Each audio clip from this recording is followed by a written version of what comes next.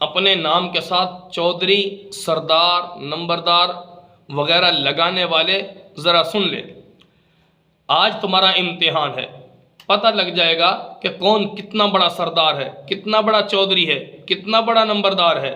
نام صرف اپنے ساتھ جوڑ لیا، لیکن کام بھی تو کرے نا اپنا، جو شان کے مطابق، اپنے اس لقب کے مطابق۔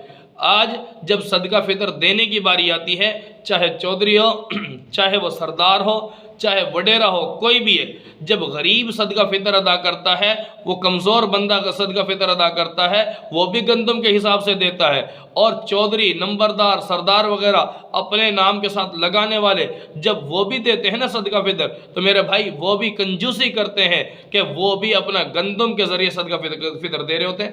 اور انسان کو کوئی شرم آنی چاہیے تھوڑی سی۔ کیا ویسے تو اپنے ساتھ لقب ایسے لگاتا میں اتنا بڑا سردار ہوں، چودھری ہوں، وڈیرا ہوں، لیکن صدقہ فطر دیتے وقت تجھے تھوڑی سی شرم آنی چاہیے کہ تو کیا دے رہا ہے۔ ایک عام بندہ جو مزدوری کرتا ہے وہ صدقہ فطر بھی گندم کے ذریعے ادا کرتا ہے، تو چودھری اور وڈیرا بن کے علاقے کا سربراہ ہو کر تو بھی گندم کے ذریعے صدقہ فطر ادا کرتا ہے۔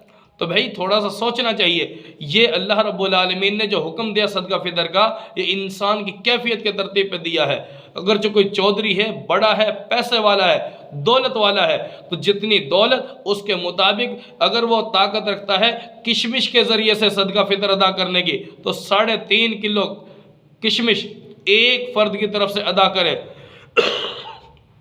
اسی طرح اگر کشمش کے ذریعے نہیں تو اسے تھوڑا سا نیچے آ جاؤ، جو ہے، ٹھیک ہے، 3.5 کلو جو کی قیمت دیکھو کیا بنتی ہے، ایک فرد کی طرف سے 3.5 کلو جو کے ذریعے ادا کر دے، ٹھیک ہے۔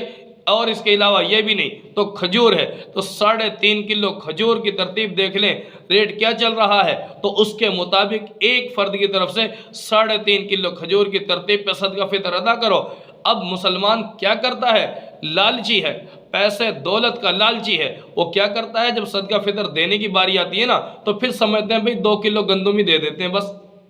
میرے بھائی انسان کو تھوڑا سا نا اپنے حیثیت کو بھی دیکھنا چاہیے۔ اللہ نے تجھے دیا ہے، آگے پیچھے ایک تو دیتا نہیں ہے، اگر آج تو دینے بھی لگا، ٹھیک ہے، ادا کرنا بھی چاہتا ہے، تو صدقہ فطر کے ذریعے سے کچھ پیسہ نکالنا چاہتا ہے، تو اس میں وہ غریب عام بندہ مزدور طبقہ اس کے مطابق تو ادا کر رہا ہے، تو اس میں تجھ میں کیا فرق ہوا؟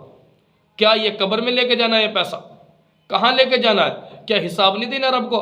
یہی تو ہے غریب کی مدد کرنے کا وقت، ٹھیک ہے۔ ویسے تو ہمیں پتہ کتنے مدد کرتے ہیں پورا مہینہ، لیکن پورا سال میں نہیں کرتے، تو اگر اس وقت میں ایک موقع مل رہا ہے تو کم از کم میرے بھائی تھوڑا سا دل کے سخی بن جاؤ، ٹھیک ہے، ہاتھ کے سخی بن جاؤ، سوچ کے دل و دماغ کے سخی بن جاؤ، اور کھل کے اپنے اس رب کے فریضے کو ادا کرو۔